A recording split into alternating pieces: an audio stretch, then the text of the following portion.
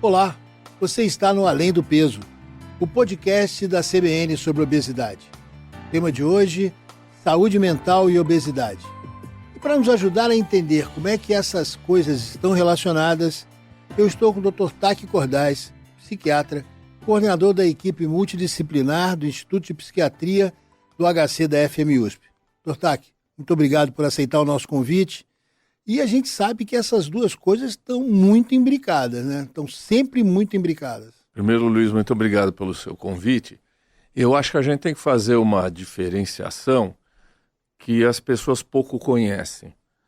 Uma coisa é saúde mental, a outra coisa é doença mental. Saúde mental, há várias definições de saúde mental, mas a gente pode chamar de saúde mental um bem-estar, uma boa qualidade de vida, a sua capacidade de lidar com o estresse. Você sabe que estresse agudo, o Nietzsche já dizia, o que não me mata me fortalece. O problema é o estresse crônico, né? Então, saúde mental é a sua capacidade de lidar com os fatores estressores da vida. Doença mental é quando você já tem alterações químicas, alterações fisiológicas. Uma má saúde mental predispõe você a ter uma doença mental, mas uma má saúde mental não é necessariamente uma doença mental. Então, a obesidade, ela se acompanha quase sempre de uma saúde mental comprometida, difícil e com alguma frequência, com muita frequência, em torno de 30%. Obesidade se acompanha de doenças psiquiátricas, como depressão, ansiedade. Então, você pega as duas coisas com correlações importantes em termos de obesidade. Pensando nesses 30%, vamos dizer, de doenças estabelecidas, eu fico às vezes com a sensação de que a gente está diante de um daqueles quadros do que veio antes, o ovo ou a galinha. Porque o impacto da obesidade na vida das pessoas é tão amplo e tão complexo, né? Muitas vezes desde a adolescência, que pensar que alguém tem um diagnóstico de depressão, por exemplo, e tem um diagnóstico de obesidade, é uma coisa veio da outra, como é que a gente separa? Será que dá para separar primeiro, né? Há situações onde é possível separar.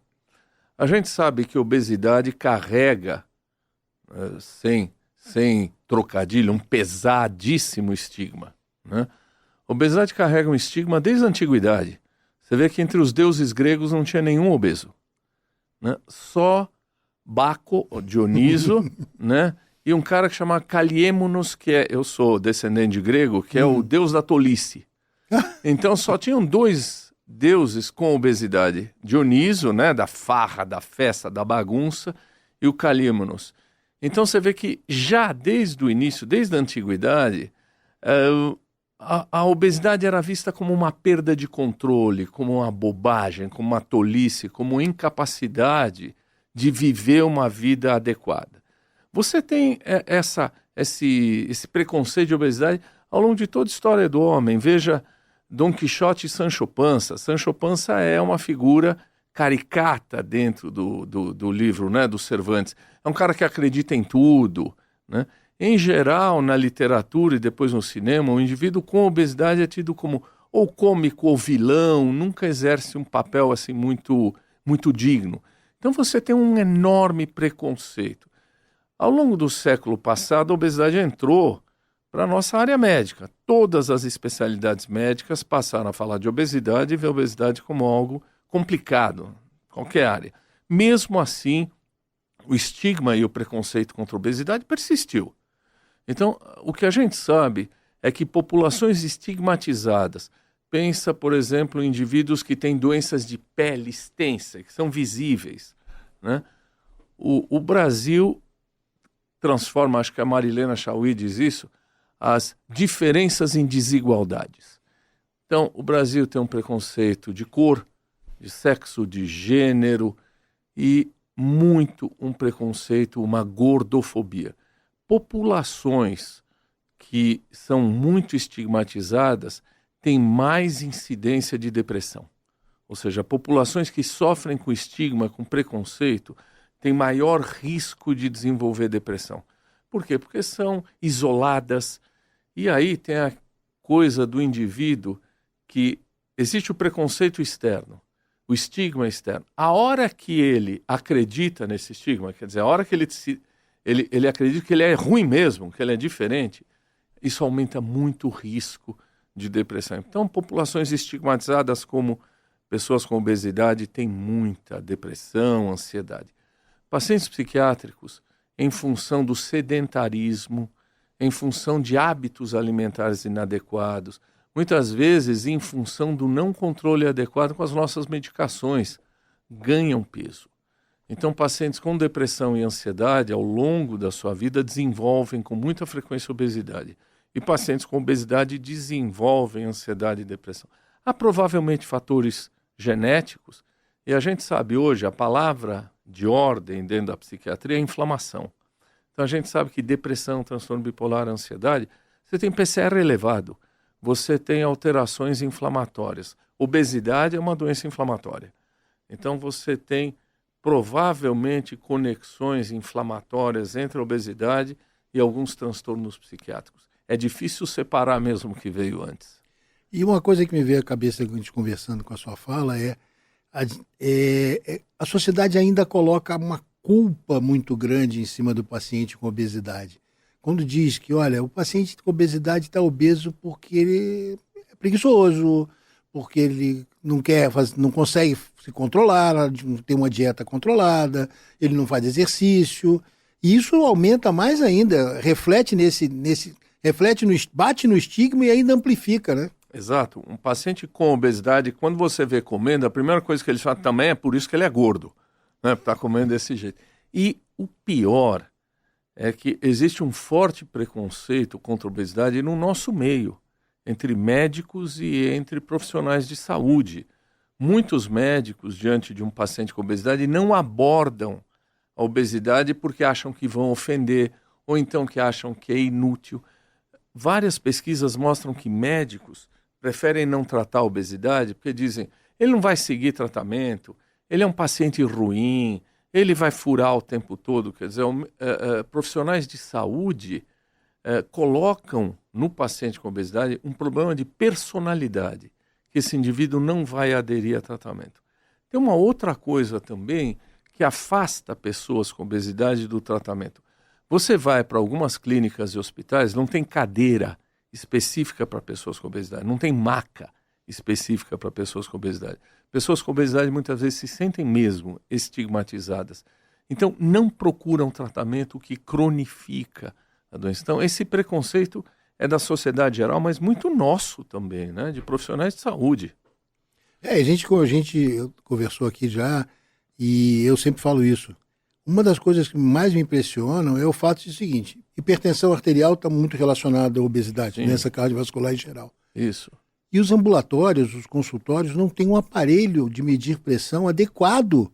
Então a gente nem sabe se aquele indivíduo com obesidade é realmente hipertenso ou se a medida da hipertensão, da dita hipertensão dele está correta. Exato. Então a gente não quer ver o problema, a gente finge que o problema não existe. Você lembrou bem de manômetro. Então, é uma coisa simples, né? A ferramenta básica do consultório do médico não está adequado a fazer o diagnóstico correto.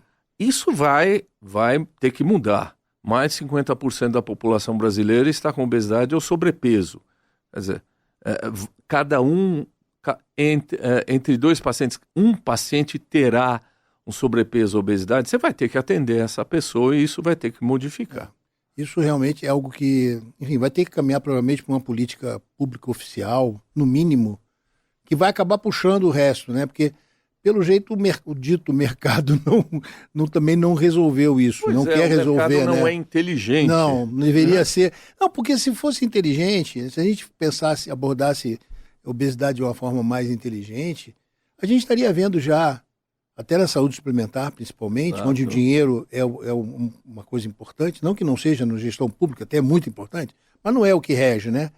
A gente estaria vendo as operadoras de saúde fazendo linha de cuidado de obesidade. Porque isso ia diminuir de uma maneira absurda o custo do sistema, mas não existe ainda. E uma coisa que eu sempre digo, a gente não está prestando atenção, você muito bem citou inicialmente, a questão do adolescente. Crianças e adolescentes. Você tem cada vez mais crianças e adolescentes com obesidade, com hipertensão, Essas crianças, e veja, a obesidade passa a ser cada vez mais um problema de classe social mais baixa, de pobres. Né? Por quê? Porque ultraprocessado é barato, porque farináceo é barato, então é a comida que muitas vezes está disponível. O que vai acontecer, eu acho que eu não sou de todo paranoide, não. O que eu acho que vai acontecer é que crianças e adolescentes, cada vez mais submetidas a sedentarismo, porque não pode sair na rua, comida barata, tipo ultraprocessado. Nós vamos, daqui a alguns anos, receber no SUS uma população esmagadora de pessoas com hipertensão, hipercolesterolemia, esteatose hepática, quer dizer, o número de pessoas que vai, porque é pessoa pobre, né? Vai procurar muito o SUS, vai quebrar o SUS. Nós temos adolescentes e crianças cada vez mais obesas e isso vai estourar lá na frente. Essa bomba relógio está sendo armada, né? De Tá. maneira cruel até, porque o que a gente, isso é o que você falou, é fundamental, porque tem uma coisa que vai mexer também com a saúde mental das pessoas, que é justamente como é que as cidades também têm que se adequar a ajudar as pessoas a controlar a obesidade. Não tem onde andar em maioria dos lugares, somente na periferia. Você não tem como andar. Eu preciso fazer exercício. Como que é fazer exercício? Onde? Com que orientação? Enfim, as escolas públicas, infelizmente, tem uma pesquisa do INEP mostrando que mais de 50% das escolas públicas não tem mais nenhuma quadra de esporte. Isso é criminoso, não tem outro termo. Veja, o trabalhador que sai de casa às 4 da manhã, 5 da manhã, toma ônibus para ir trabalhar e depois volta meia-noite para cá, você vai dizer para ele ter lazer, para ele ter atividade física. Você está sendo irônico, né? Você está jogando problema para o lado para não ter que encarar esse problema. Agora, a gente tem conversado também com os nutricionistas e falando muito sobre dieta, alimentação, como é que isso mexe com a obesidade. A relação com a comida, ela sai do campo técnico e vai para o campo mental, né? Como é que as pessoas se relacionam com a comida e como é que isso tem a ver com a obesidade também? Os fenômenos de compulsão, principalmente, essa fronteira aí também é uma fronteira meio borrada, né? Então, você tem a descrição, lá pela década de 1950, de pacientes com obesidade que têm um perfil um pouco diferente. Eles não são o que a gente chama de hiperfágicos, que comem o tempo todo. De repente, vai para a geladeira e come uma enorme quantidade de comida com uma sensação de perda de controle. Isso foi descrito nos anos 50, passou pelos diagnósticos do DSM, etc., as classificações como algo a ser pesquisado, e há pelo menos 20 anos a gente tem isso como uma doença oficial, que é o que a gente chama de transtorno da compulsão alimentar.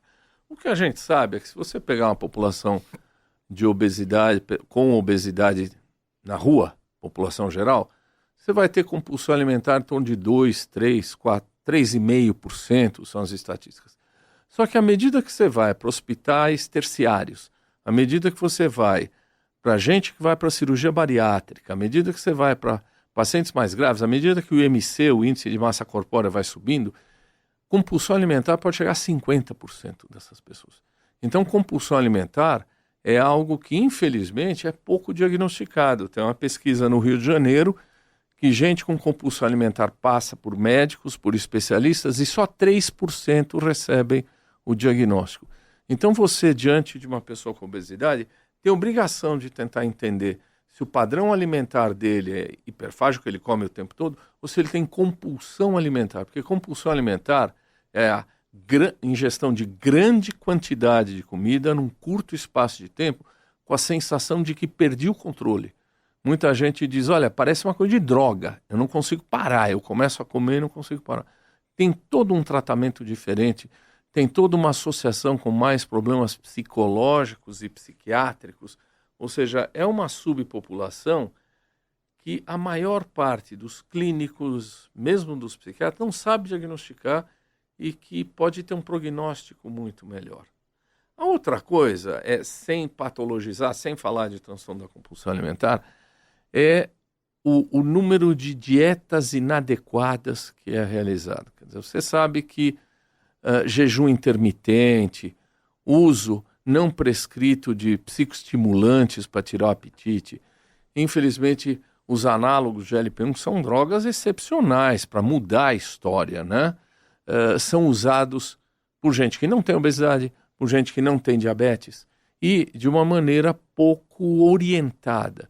Então, pessoas com obesidade vão caminhar, sim, para complicações clínicas, complicações psiquiátricas, porque jejum intermitente leva, muitas vezes, à compulsão alimentar, leva à depressão.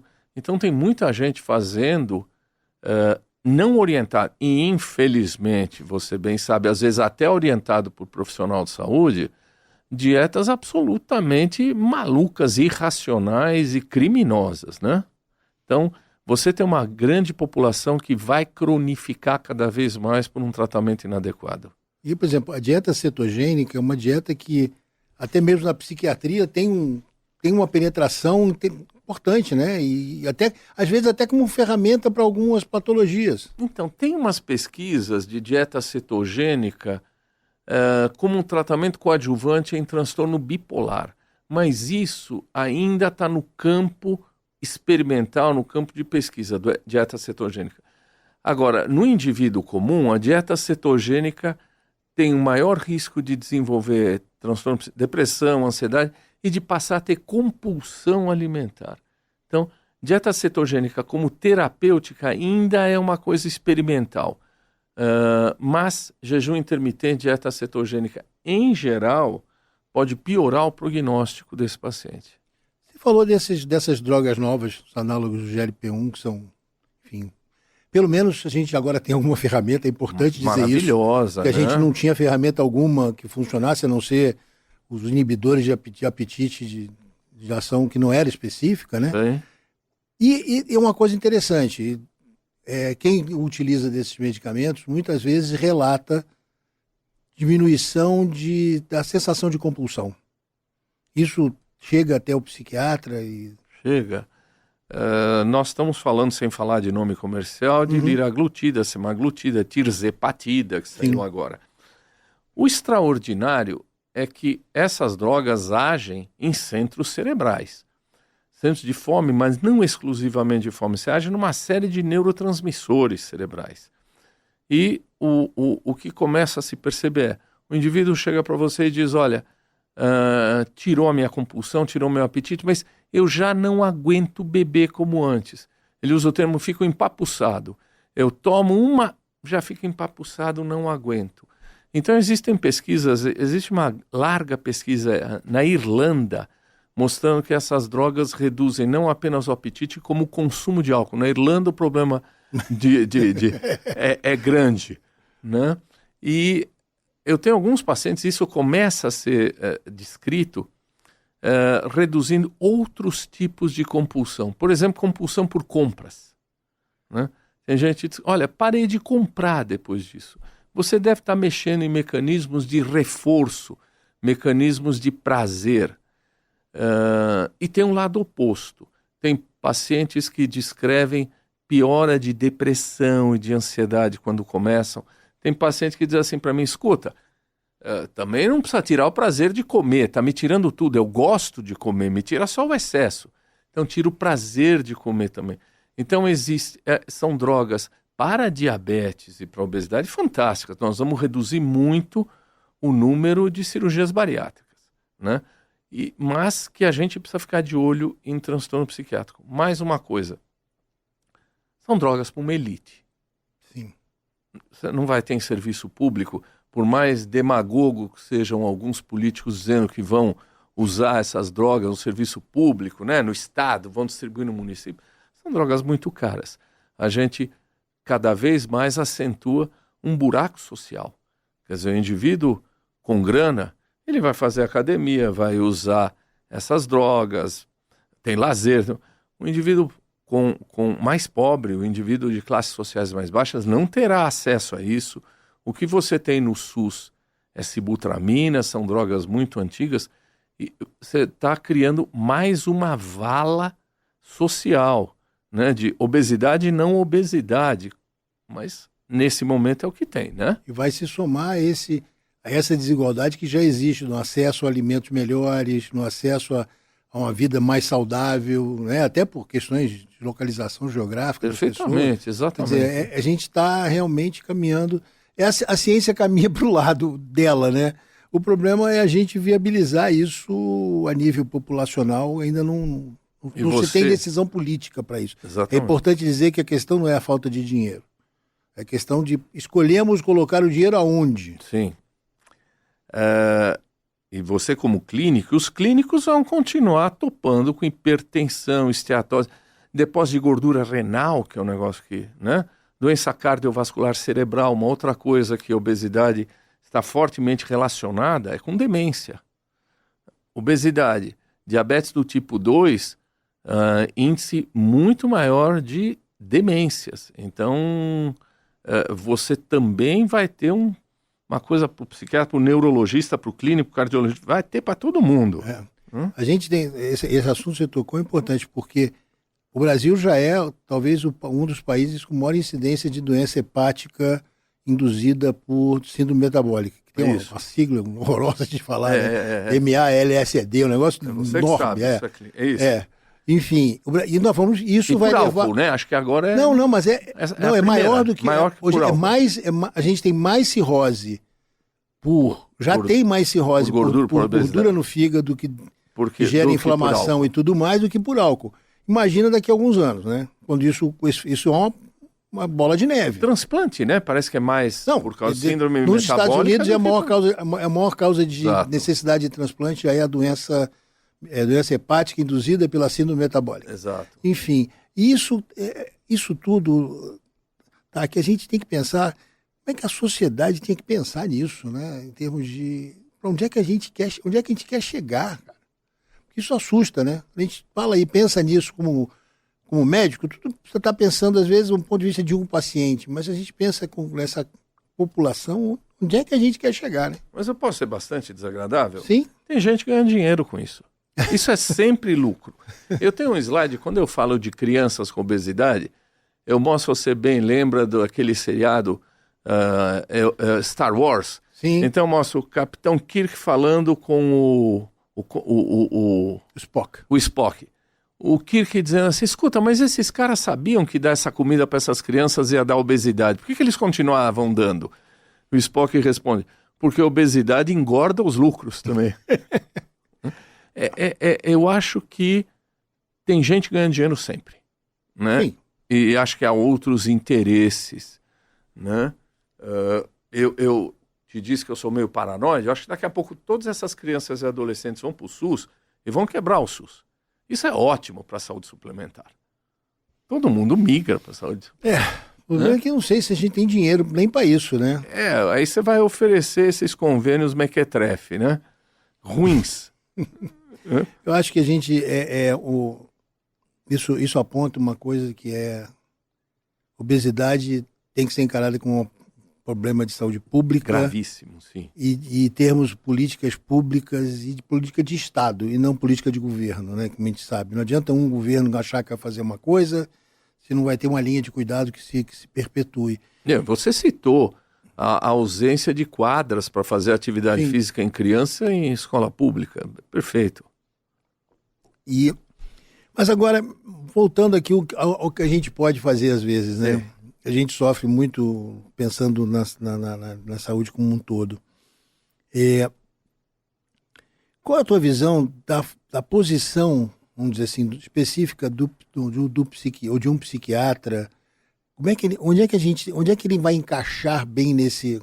Como é que a gente vai montar essa equipe multidisciplinar com, inclusive, onde o psiquiatra vai entrar? Eu acho que eu coordeno equipe multidisciplinar há muitos anos. Eu acho que 30% a 35% dos pacientes com obesidade precisa ter um acompanhamento psiquiátrico. Você não trata mais nada hoje, o médico não detém todo o saber. Quer dizer, esse médico precisa estar junto com nutricionista, com pessoal de saúde mental. O problema é, você não tem psiquiatra suficiente para isso, né? o clínico precisa saber fazer diagnóstico e pelo menos encaminhar. E, de novo, infelizmente não tem como escapar. Como é que você vai fazer diagnóstico psiquiátrico em 15 minutos de consulta? Não é?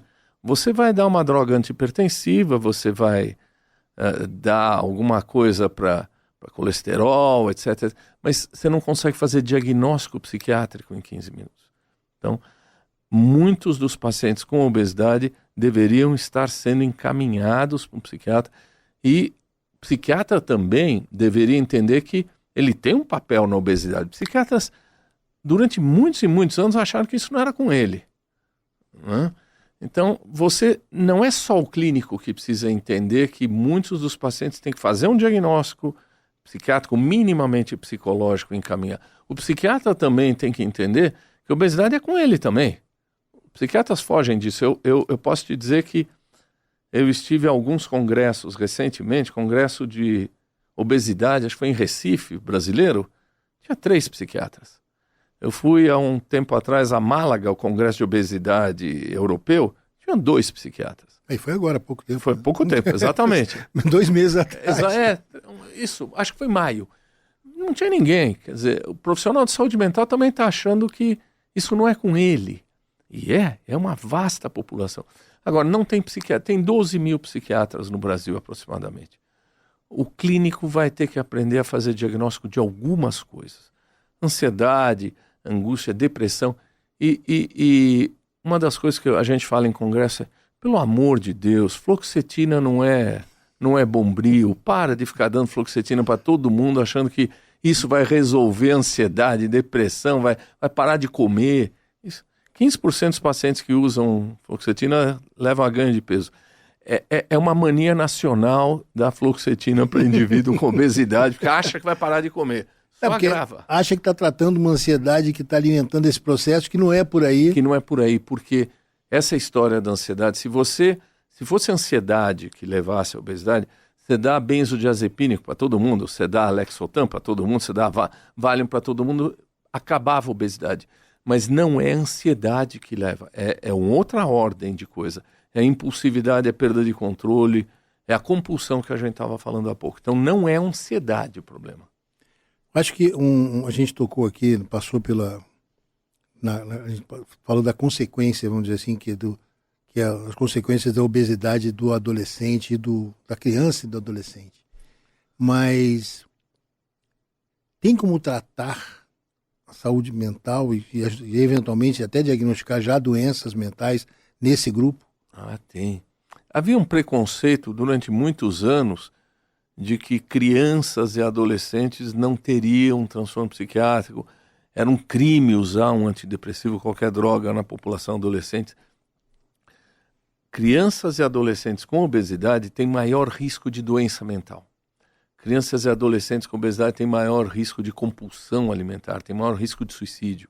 Crianças e adolescentes com obesidade precisam ter tratamento desde a infância e adolescência e adequado, porque se você não faz um tratamento adequado, você aumenta o risco de compulsão alimentar, mas não só, de bulimia e de anorexia.